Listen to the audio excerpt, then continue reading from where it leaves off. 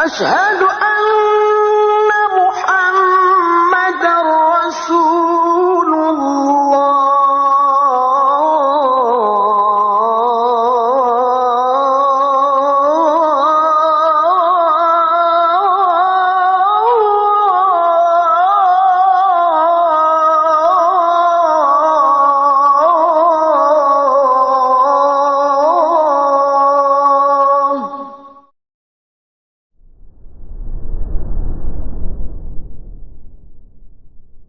Allahumma inna nas'aluka ilman nafi'a wa rizqan tayyiba wa amalan mutaqabbala. Amma ba'd. Insyaallah kita lanjutkan kajian kitab Sunan Abu Daud rahimahullah di bab tentang orang junub yang takut dingin kemudian melakukan tayamum. Pembahasan sebelumnya kita telah membahas tentang diperbolehkannya orang junub untuk tayamum jika tidak memungkinkan atau tidak ada air. Maka kali ini kita bahas orang junub yang takut dingin. Dan pembahasan takut dingin ini perlu dipertegas, maksudnya khawatir dinginnya air ketika itu membahayakan keselamatan hidupnya. Adapun kalau takut dingin secara mutlak, cuman nggak suka dingin, ini nggak bisa menjadi uzur untuk melakukan tayamum, melainkan tetap wajib untuk mandi junub. Kita akan lihat hadisnya. Kata Imam Abu Daud rahimahullah, haddatsana Ibnu al-Muthanna akhbarana Wahab bin Jarir akhbarana Abi qala sami'tu Yahya bin Ayyub yuhaddithu an Yazid bin Abi Habib an Imran bin Abi Anas an Abdurrahman bin Jubair al-Misri an Amr bin Al-As. Hadis ini hadis Amr bin Al-As. Ya. Berkata Amr bin Al-As, ihtalamtu fi lailatin baridatin fi ghazwati Dzatis Sulasil atau Salasil. Saya mimpi basah di suatu malam yang teramat dingin di perang Dzat as-Sulasil. Di suatu peperangan, kan peperangan tidak 24 jam, ada saat-saat istirahatnya juga. Maka di malam yang sangat dingin itu beliau justru mimpi basah. Fa ashfaqtu in ightasaltu an ahlik. Maka aku berpikir jika aku mandi pakai air maka aku akan binasa, yaitu akan mati nih. Ya, jika aku mandi pakai air maka aku akan meninggal, mati. Padahal itu kondisinya hari-hari perang. Dan namanya perang, resiko kematian lebih besar daripada resiko kematian karena kena air yang dingin di malam yang dingin. Ya, suatu hal yang menarik. Tetapi begini, syariat perang, jihad itu memang ada maksudnya. Itu maksudnya syahid jika wafat. Adapun syariat salat, mandi junub, itu maksudnya hanya menghilangkan hadas, bukan maksudnya untuk mati syahid. Makanya dua hal yang berbeda. Wajar kalau misalnya beliau berperang tetap walau berisiko mati, namun beliau menghindari air dingin karena dikhawatirkan berisiko kematian, karena dua hal yang berbeda. Yang jihad memang tujuannya supaya syahid, yang mandi junub tujuannya untuk menghilangkan hadas, dua hal yang jauh berbeda. Fatayammamtu, maka aku pun cukup tayamum, aku pun hanya bertayamum.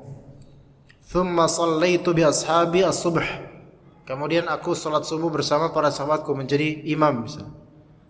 Ya. Fadzakaru dzalika lin-nabiy sallallahu alaihi wasallam. Maka setelah pulang dari peperangan, mereka menceritakan kepada Nabi sallallahu alaihi wasallam tentang sikap Amr bin Al-As itu. Kok enggak mandi junub malah tayamum? Maka faqal, berkata Nabi sallallahu alaihi wasallam, ya Amr, sallaita bi ashabika wa anta junub.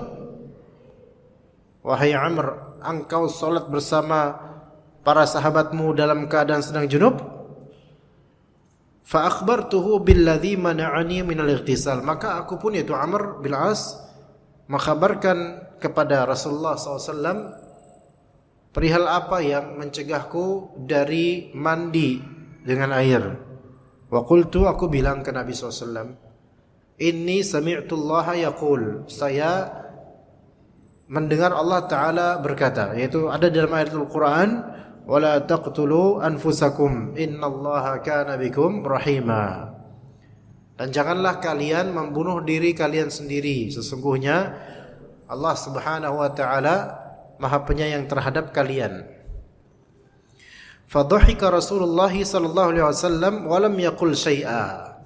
Maka Rasulullah kemudian tertawa dan tidak berkata apapun. Artinya di sini beliau menyetujui pendapat, pandangan dan sikap Amr bin Al-As yang urung pakai air untuk mandi padahal lagi junub, malah diganti dengan debu untuk tayamum yang cuman sekadar memukul debu kemudian wajah dan tangan. Ya, kemudian salat gitu. Maka ini yang disebut sunnah taqririyah. Yaitu Nabi sallallahu alaihi wasallam tidak mengingkari perkataan sahabat, pendapat sahabat, sikap sahabat atau perbuatan sahabat Nabi. Maka ini diperbolehkan berarti. Ya, di sini di hadis ini ada beberapa faedah. Faedah pertama tentang ihtilam, mimpi basah. Tentang ihtilam atau mimpi basah. Ada hadis atau beberapa hadis yang berkaitan dengan mimpi basah.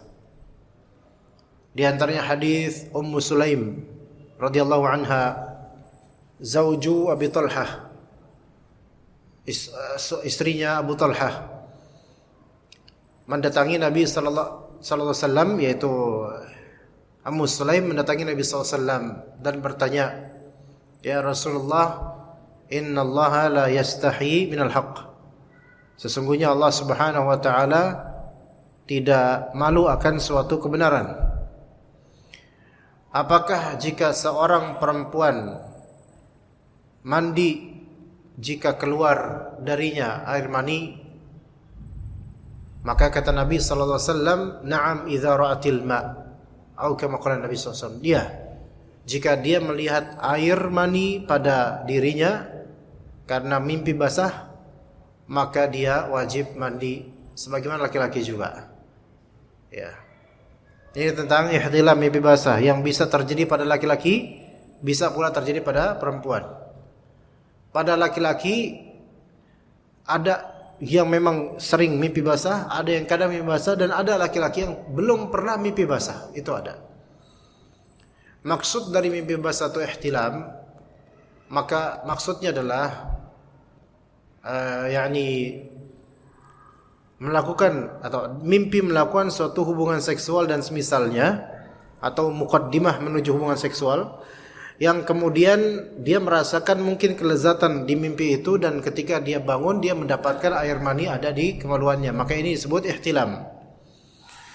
Adapun sebatas mimpi melakukan sesuatu di mimpinya dan ketika dia bangun dia tidak mendapatkan air mani, maka ini tidak disebut mimpi basah, karena tidak melazimkan setelahnya wajib mandi junub, tidak wajib, karena tidak keluar air mani. Jadi parameternya adalah dalam mimpi basah dia keluar air mani atau tidak. Kalau keluar air mani maka wajib mandi. Dan perempuan dihukumi dengan hukum yang sama seperti laki-laki. Taib. Dan dalam hadis Nabi lainnya, beliau sallallahu alaihi wasallam bersabda, "Ar-ru'ya minallah wal hulum minasyaitan." Mimpi yang sadiqah, mimpi yang benar, yang salihah, mimpi yang baik, yang benar. Ya, mimpi yang seperti ini bukan mimpi adghathu ahlam. Ya, maka itu dari Allah Azza wa Jalla. Mimpi yang benar, yang baik dari Allah Azza wa Jalla. Ar-ru'ya sadiqah minallah. Mimpi yang benar itu dari Allah Azza wa Jalla. Sedangkan al-hulum minasyaitan. Al-hulum minasyaitan. Sedangkan mimpi buruk itu dari syaitan. Mimpi ada 3. Pertama ar-ru'ya, atau disebut juga ru'ya shadiqah atau ru'ya salihah. Dalam beberapa hadis lafalnya kadang ru'ya shadiqah, kadang ru'ya salihah, yaitu mimpi benar atau mimpi yang baik. Dan mimpi yang baik bagi seorang mukmin itu adalah sekian 40 sekian dari bagian dari kenabian. Artinya itu mimpi yang benar. Mimpi yang benar. Entah itu jawaban dari Allah atau isyarat dari Allah atau kabar gembira dari Allah. Maka seorang mukmin ketika dia bermimpi baik atau mimpi suatu mimpi yang teringat-ingat dan terngiang-ngiang, bukan mimpi buruk, maka ketahuilah itu mimpi yang benar, akan terjadi isyarat dari Allah Azza wa Jalla dengan mungkin rahasia kapan terjadinya atau mungkin perlu ditafsirkan seperti apa, karena kadang-kadang ada rumus-rumus yang tidak difahami oleh pemimpi itu sendiri. Itu yang pertama. Dan tanda-tanda mimpi itu mimpi yang shadiqah atau salihah, yaitu dia sangat teringat dengan mimpi itu. Entah karena gharibnya, anehnya mimpi itu, atau karena relevan dengan kenyataan yang dia rasakan, atau merasa itu adalah jawaban dari doa-doa yang selama ini dia panjatkan. Maka ini bisa jadi mimpi yang shadiqah insyaallah. Tapi dia keingat mimpi itu, bukan mimpi kaleng-kaleng kalau bahasanya. Yang kedua, adghathu ahlam. Adghathu ahlam itu mimpi rendahan, mimpi yang mudah sekali dilupakan. Mimpi yang enggak jelas. Ya. Baru selesai tidur, bangun udah lupa mimpi apa tadi, tapi tadi mimpi gitu. Maka ini disebut adghathu ahlam. Maka yang seperti ini hanya bunga tidur yang tidak ada tafsirannya dan tidak perlu difikirkan. Baik itu baik maupun buruk. Ini mimpi receh, enggak usah dipikirkan. Ya. Ini namanya adghathu ahlam, mimpi-mimpi kecil. Mimpi nonsens. Walaupun mimpi berseri ya. Ada berapa jilid itu mimpinya. Bangun, tidur, mimpi lagi. Bangun, tidur, mimpi lagi. Ya, berjilid-jilid. Tapi itu kalau tidak teringat, merasa itu cuman lewat begitu saja, maka khalas. Itu tidak usah ditanggapi. Dan yang ketiga, al-hulum atau ihtilam. Ini dari syaitan. Al-hulum itu ada 2. Imma dia, al-hulum maknanya mimpi buruk, nightmare. Atau al-hulum maknanya ihtilam, yaitu mimpi basah. Baik mimpi buruk atau mimpi basah, kedua-duanya dari syaitan. Makanya para nabi mereka tidak pernah bermimpi basah, karena itu dari syaitan. Enggak pernah mimpi basah karena dari syaitan. Maka siapapun laki atau perempuan yang mimpi basah atau bermimpi berzina dan semisalnya, maka itu dari syaitan. Maka itu dari syaitan. Mungkin ditanya oleh pemimpi ini, tapi Ustaz, mimpinya enak loh Ustaz, ana menikmati mimpi. Ini urusan nikmat itu emang antumnya aja yang pengen. Tapi itu dari syaitan. Maka sebenarnya mimpi basah itu mimpi buruk. Bukan buruk dari segi keinginan orangnya. Orangnya pengen, suka dengan mimpi itu, tapi buruk dari segi apa yang terwujud di mimpi itu dari kemaksiatan atau keburukan. Ya, maka itu termasuk dari syaitan. Mimpi buruk, dikejar-kejar setan lah, dipotong-potong tubuhnya dan seterusnya. Dan seterusnya lah, banyak lah. Maka yang seperti ini dari syaitan.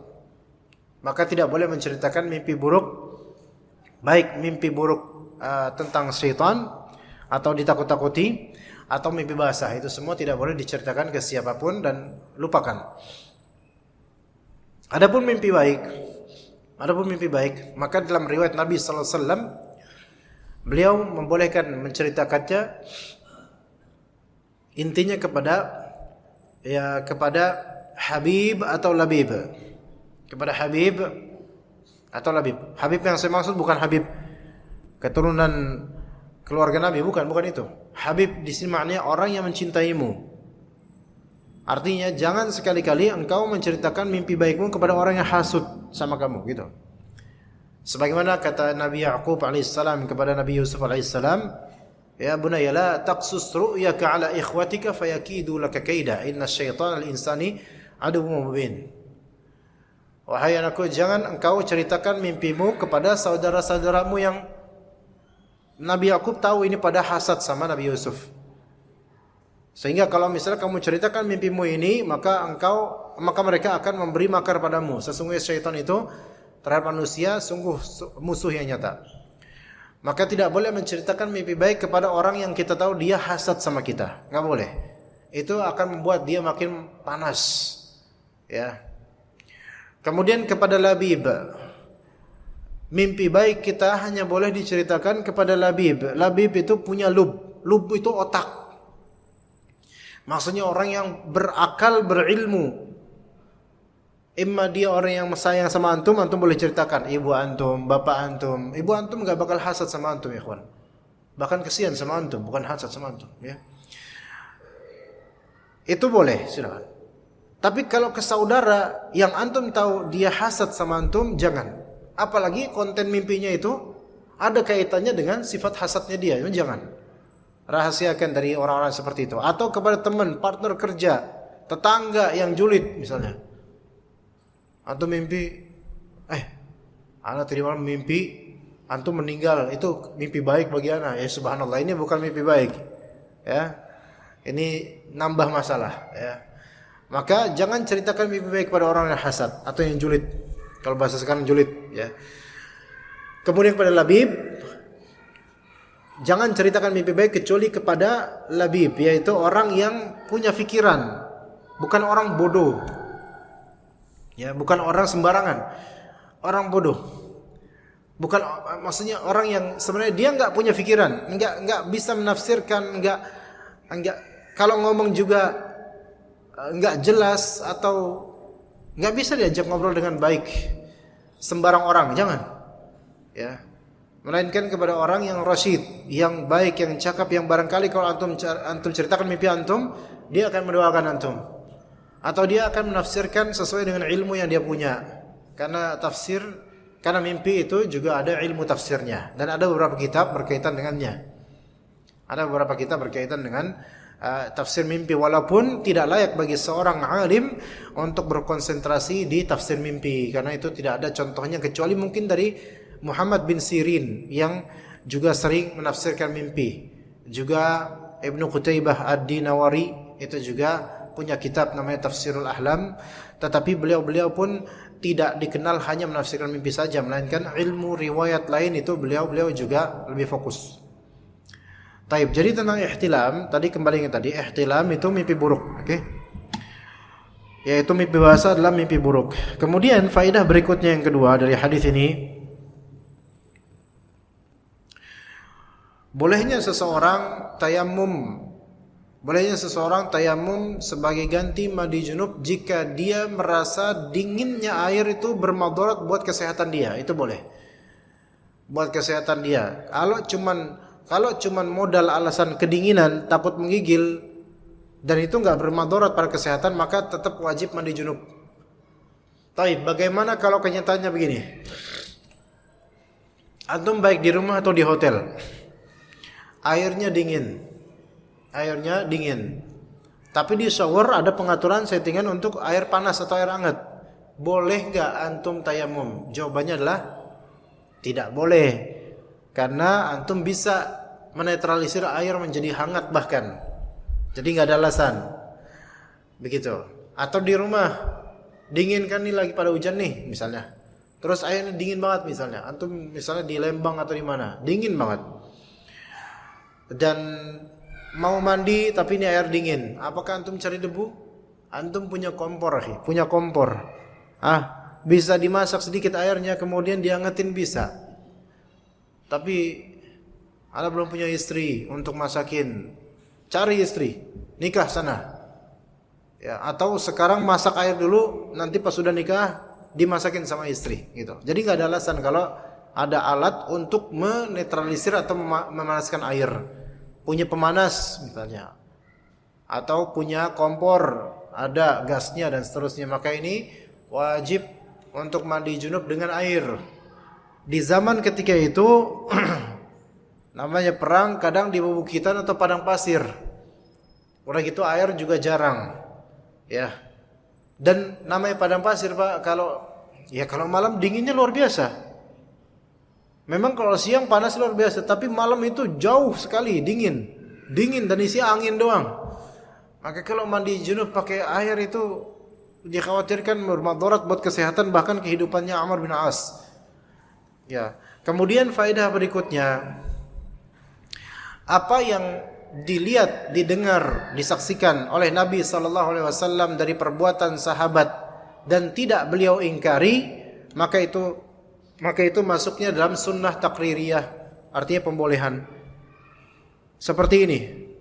Ketika Nabi SAW tahu bahwasanya alasan Amr bin Al-As tayammum untuk junub, ya, padahal ada air, tapi alasannya adalah takut khawatir wafat, karena kata Allah wala taqtulu anfusakum, janganlah kalian membunuh diri kalian.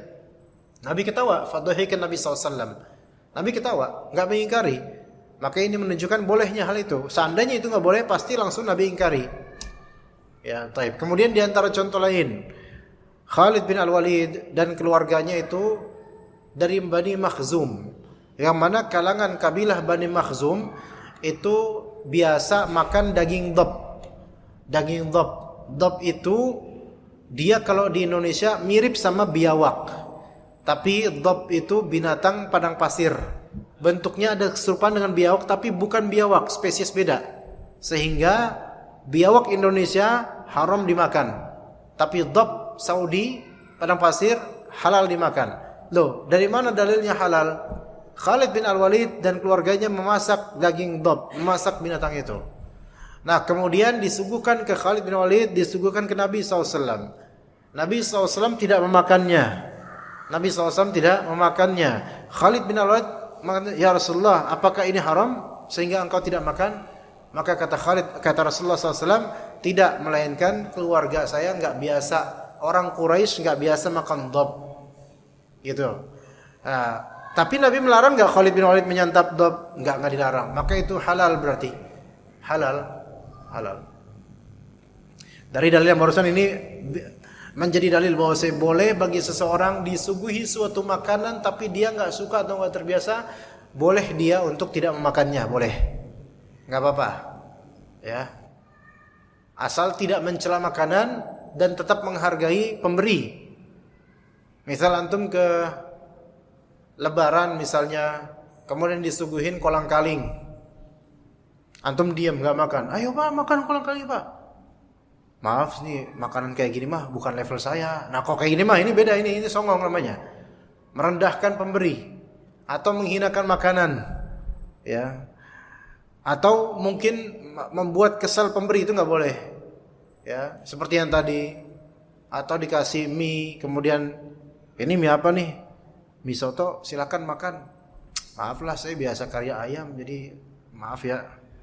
Kalau bisa bikinin kari ayam aja Pak, jangan, ya ini udah dikasih, nawar lagi, ya kan? Yang seperti ini nggak boleh, karena menyakitkan hati pemberi. Maka Rasulullah SAW tidak memakannya, gitu.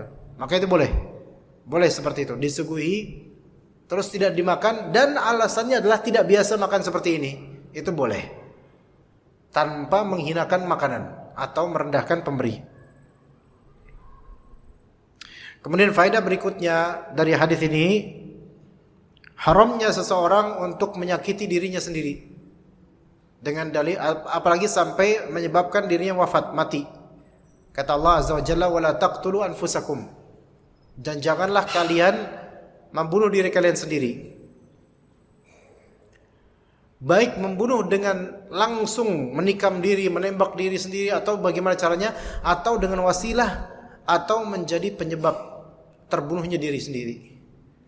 Wala taqtulu anfusakum, janganlah kalian membunuh dari kalian sendiri. Bahkan ada suatu nukat, suatu faedah yang unik. Walaupun ini bukan kesepakatan ulama, dalam kitab Syarah Muntahal Iradat karya Mansur Al-Buhuti rahimahullah di Fiqh Hanbali, dikatakan bahwasanya imsakul hayyati jarimatun. Memegang ular itu adalah tindak pidana dan kekerasan untuk diri sendiri. Ajib. Ya, Anda menemukan ini ajib, Masya Allah. Sampai sedetail itu seorang ulama bilang, ya, begitu. Walaupun ini bukan hal yang disepakati ulama, dan juga tidak secara mutlak sebenarnya, karena sebagian dari ular itu tidak berbahaya. Tetapi maksud dari Syekh Mansur Al-Buhuti di sini yakni seseorang ketika dia melakukan sesuatu yang berpotensi menyakiti diri sendiri atau membunuh dirinya, maka itu suatu tindak pidana kekerasan untuk diri sendiri. Makanya konten-konten kreator, para konten kreator kan mulai bertebaran megang ular, dan dia tahu itu ular berbisa tinggi, tetap dipegang, tetap dicari dengan alasan edukasi. Kalau memang edukasi, maka kenapa ada tulisan adegan berbahaya, tidak boleh ditiru oleh siapapun kecuali ahlinya? Kenapa edukasi harus dengan cara seperti itu? Gitu loh. Enggak menjelaskan aja tanpa harus dipegang kemudian dideketin ke mukanya dan seterusnya, padahal itu ular berbisa tinggi. Sampai akhirnya ada yang dipatok rata-rata video-video dipatok ular kobra itu kan terinspirasi dari siapa? Dari orang-orang seperti ini yang mereka mencontohkan untuk memelihara kobra dan ini. Bahkan salah satu tim dari orang-orang seperti ini juga ada yang meninggal gara-gara digigit ular kobra. Meninggal, tim yang meninggal, dan itu enggak menjadi pelajaran, bahkan tetap terus seperti itu. Ini enggak boleh seperti itu. Karena apa? Ular-ular yang seperti ini berbisa tinggi dan itu berpotensi sama dengan membunuh dirinya sendiri kalau dia tahu itu berbisa tinggi. Itu yang dimaksud oleh ulama imsakul hayati jarimah. Karena apa? Karena di antara bentuk jarimah dan pidana untuk diri sendiri adalah bunuh diri. Ya, begitu. Tapi kita lanjut ke hadis berikutnya ya ikhwas sekalian rahimakumullah, tentang orang yang terluka dia melakukan tayammum. Kata Al-Imam Abu Dawud rahimahullah, haddatsana Musa bin Abdurrahman Al-Antaqi, haddatsana Muhammad bin Salmah an Zubair bin Khuraiq an Atha an Jabir qala kharajna fi safarin fa asaba rajulan minna hajarun fashajjahu fi ra'sihi. Kami waktu itu sedang dalam keadaan safar.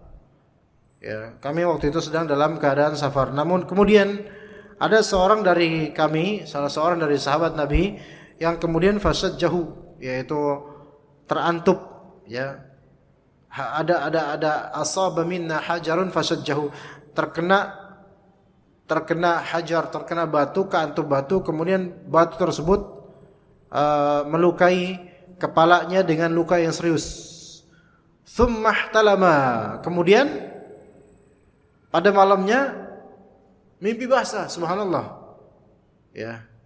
Terluka kepalanya dengan luka serius tapi bisa mimpi basah, itu ujian dari Allah Azza wa Jalla. Lihat bagaimana Allah mentakdirkan seseorang beda-beda ya.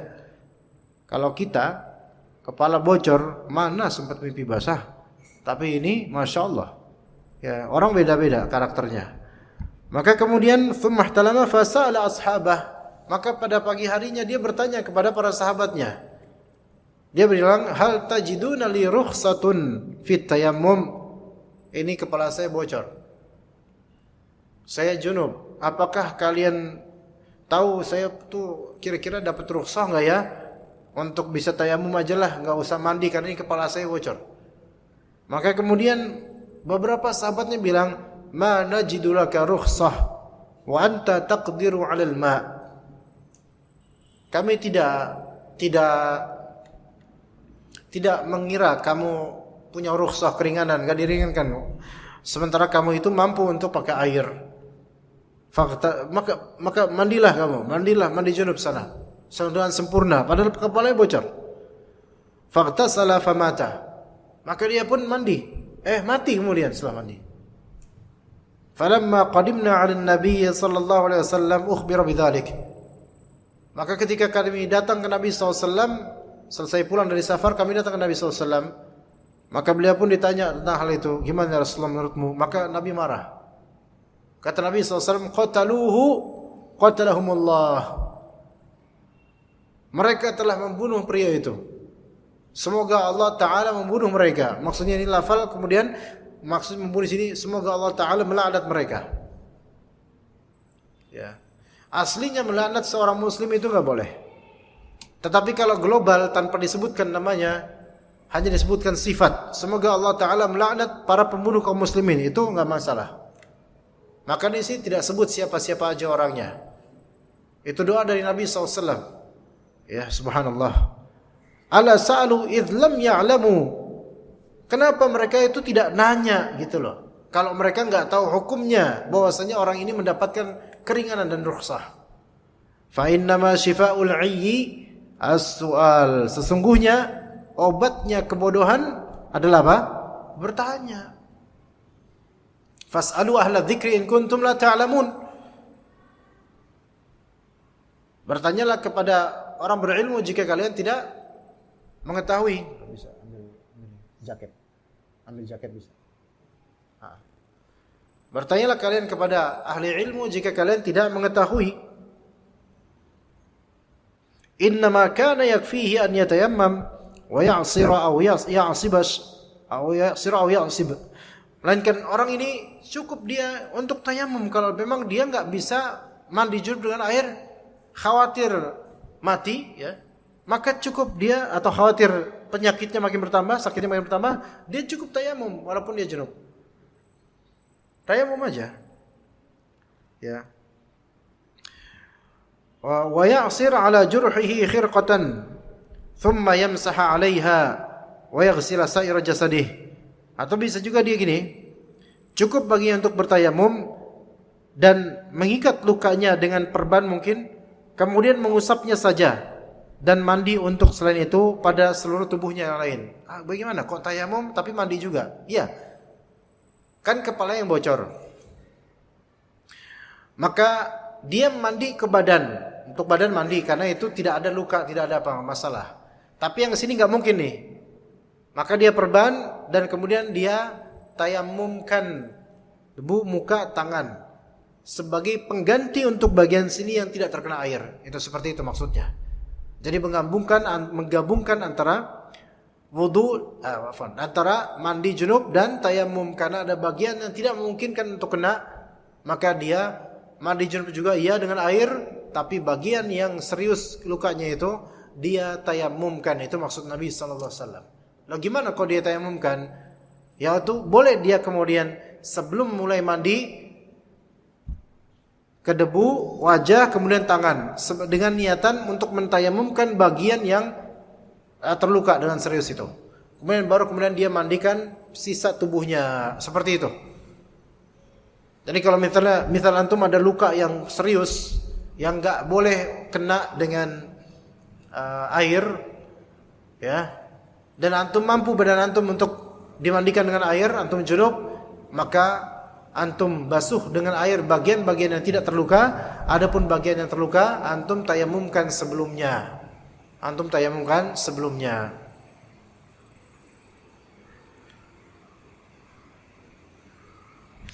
Di antara faedah hadis ini yang penting adalah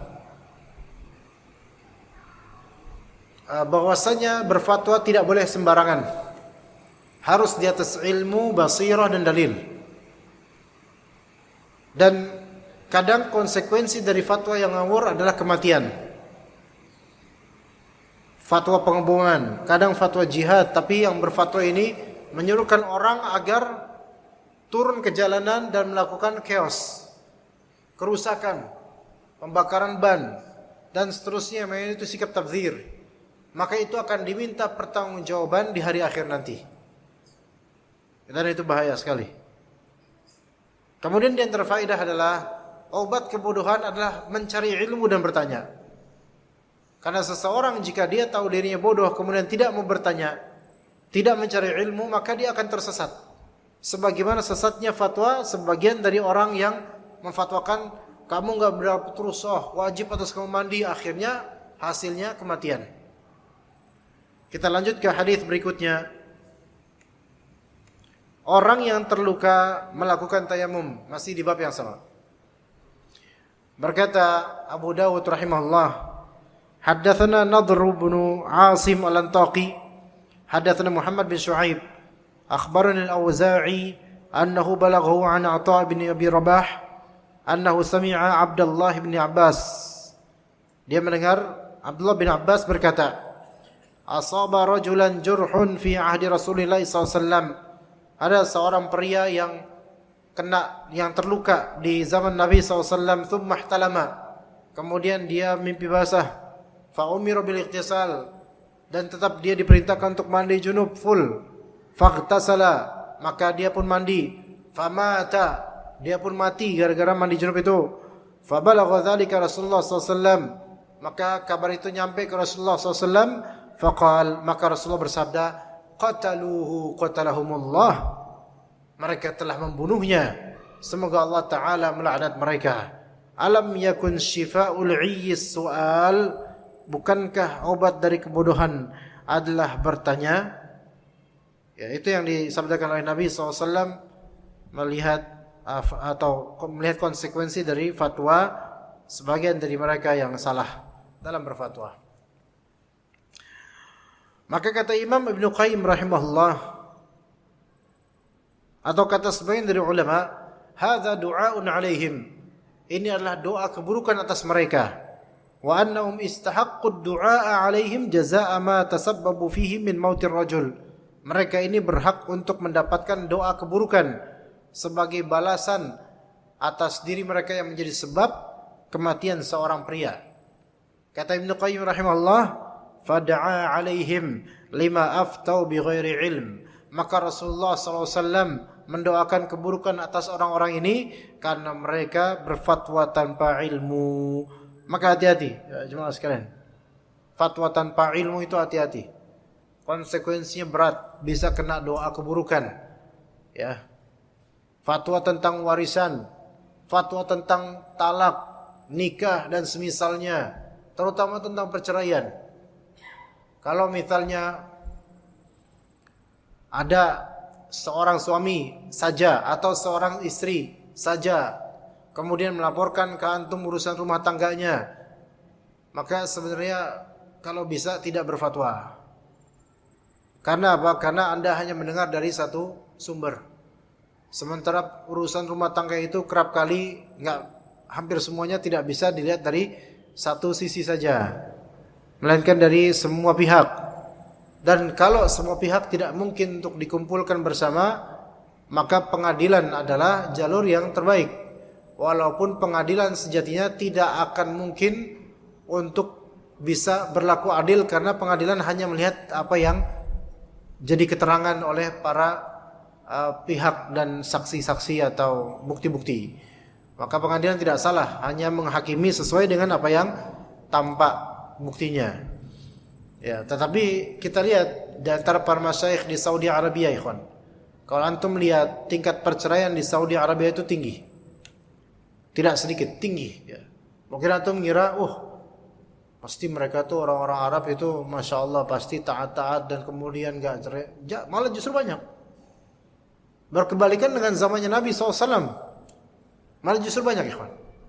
Kita aja nggak tahu. Tapi kata teman-teman yang tinggal di sana, tingkat perceraian di Saudi Arabia itu sangat tinggi. Nah, para ulama dan para masyayikh, banyak dari mereka ketika di radio atau televisi secara mubashir, yaitu secara live langsung, banyak yang dari istri, terutama dari perempuan, yang mengeluhkan keadaan rumah tangganya. Ya. Atau perempuan ingin minta cerai, atau laki-laki ingin menceraikan, atau fatwa-fatwa tentang talak, minta sama para syekh ini. Banyak dari masyayikh yang menolak menjawab pertanyaan-pertanyaan seperti itu. Sampai di antara masyayikh bilang, saya tidak akan pernah menjawab pertanyaan secara online, ya, baik TV atau radio, tentang masalah nikah dan tentang masalah talak, khulu' dan semisalnya. Ya, karena apa? Karena itu biasanya satu sisi doang diambil. Yang boleh jadi orang yang bertanya itu hanya ingin melegalisir atau mencari angin segar dan dukungan supaya dia dianggap benar gitu loh. Maka ini nggak bisa. Kalau emang mau mencari solusi, bawa dua-duanya, suami istri atau pihak wali dari masing-masing untuk menjelaskan apa yang terjadi. Ya, itu kalau mau ke ustaz seperti itu. Wallah, ana pernah juga, mungkin bisa dikatakan 7 tahun lalu, ada sepasang suami istri, ikhwan. Ya, datang ke rumah. Mereka ingin konsultasi. Yang lakinya orang Aceh, yang perempuan orang Padang. Wah, ini susah ini. Satunya Aceh, satunya Padang. Yang Aceh di atas, yang Padang juga nggak mau ngalah. Dan yang Padang soal ekonomi, yang Aceh soal harga diri. Ya susah, udah nggak bisa ini. Nggak bisa. dan bertengkar di depan ana. Usia mereka ketika itu satunya 50 sekian tahun dan satunya 40 sekian tahun. Yang usia istrinya 40 sekian tahun. Dan anak usianya belasan tahun di bawah mereka. Anak ibarat anak kecil lihat bapak dan ibu lagi bertengkar. Sampai anda bilang, stop, malu antum berdua sama anak. Malu antum berdua berantem depan anak kayak gini. Berantem pak, cekcok suami istri. Padahal tadinya mereka pengen konsultasi. Itu baru ketemu dengan dai pildacil kayak anak. Gimana kalau ketemu mungkin di pengadilan dia apa? Ya mungkin jambak-jambakan itu, subhanallah. Kalau nggak bisa ketemu seperti itu, pengadilan kholas. Kalau emang udah nggak bisa, ya berantem seperti itu, subhanallah. Maka hal-hal seperti ini, al-qadha, yaitu pengadilan, keputusan, fatwa-fatwa, nah ini. Kalau kita fatwakan begini, bahaya kalau salah.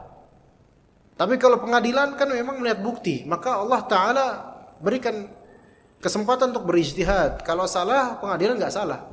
Kalau salah, pengadilan nggak dosa. Karena apa? Hanya melihat, kecuali kalau masuk angin. Nah itu beda lagi. Kalau hakimnya masuk angin, maka itu riswah, suap, dan itu bahaya sekali untuk akhiratnya. Kena laknat dari Rasulullah SAW.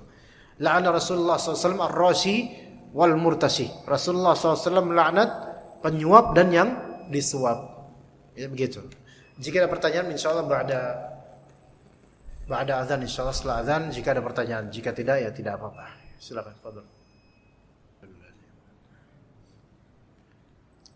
Ada soal atau pertanyaan mungkin dari ikhwan? Ada, fadhil, silakan. Assalamualaikum warahmatullahi wabarakatuh. Hebat.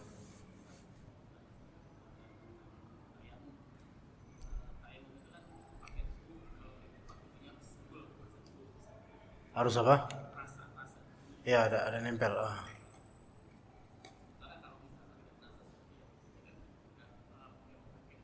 Ya.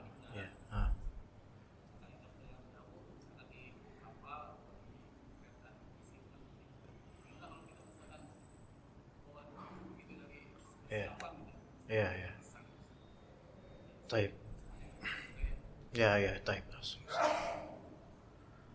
Jadi beliau bertanya, bagaimana kalau misalnya tayamum yang memang kan yang kita ajarkan sebelum-sebelumnya perlu ghubar, yaitu debu yang menempel di tangan.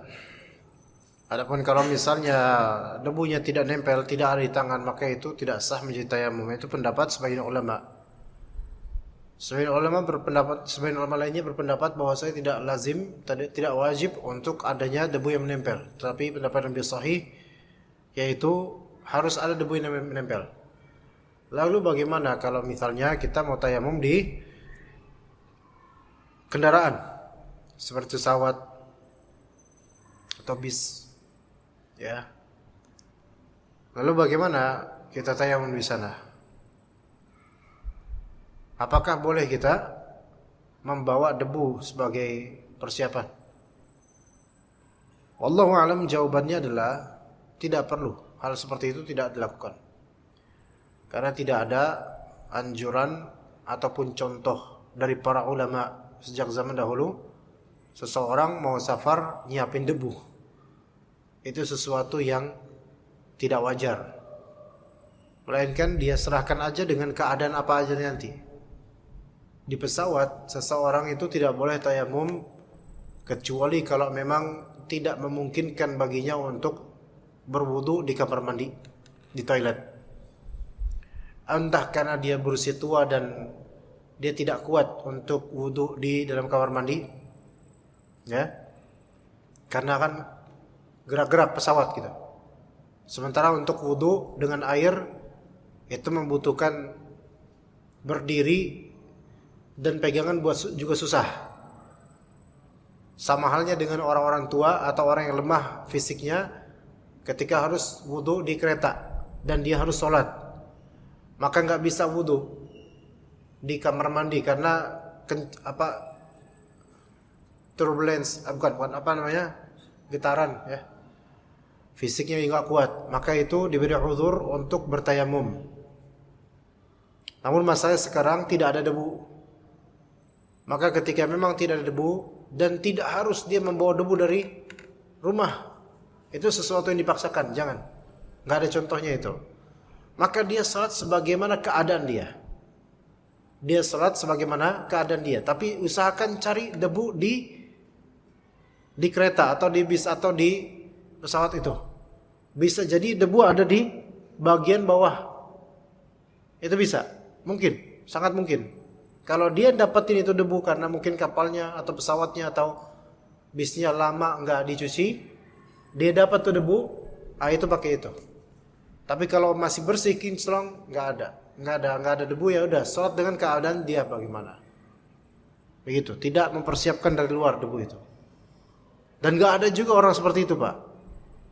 Ya, pas mau salat bawa bungkusan tanah, isi tanah, terus dia taburin di bawah. Orang kira tanah kuburan biar nggak laku. Orang kira ini bawa tanah ke bis nih, jangan-jangan mau nyihir atau apa gitu kan. Itu malah bikin fitnah nanti dan juga aneh gitu loh. Maka nggak perlu. Tapi jika dia mampu untuk wudu di toilet, nggak boleh dia tayamum. Nggak boleh dia tayamum. Tapi bagaimana kalau seseorang di pesawat dan dia kedinginan di pesawat itu? Kalau dia wudu, khawatir dia bakal sakit, apalagi ini perjalanan jauh. Kalau dia wudu, dia khawatir sakit karena sensitif dengan dingin. Maka boleh bagi dia untuk tayamum, boleh. Seperti itu. Kalau nggak ada debu, berarti ya udah, salat dan keadaan bagaimana dia sekarang. Seperti itu. Wallahu a'lam. Ya. Antum mau nanya? Antum ke depan mau nanya? Oh enggak, kira. Taib. Ya. Taib, mungkin ada pertanyaan sedikit. Kalau nggak ada kita lanjut menuju qomat. Kalau tidak ada ya kita cukup sampai sini insyaallah. Jazakumullah khairul jazaa atas kehadiran antum semua. Barakallahu fikum jami'an. Wa sallallahu ala nabiyyina Muhammad wa ala alihi wa sahbihi ajma'in. Subhanakallahumma wa bihamdika asyhadu an la ilaha illa anta astaghfiruka wa atubu ilaik. Wassalamu alaikum warahmatullahi wabarakatuh.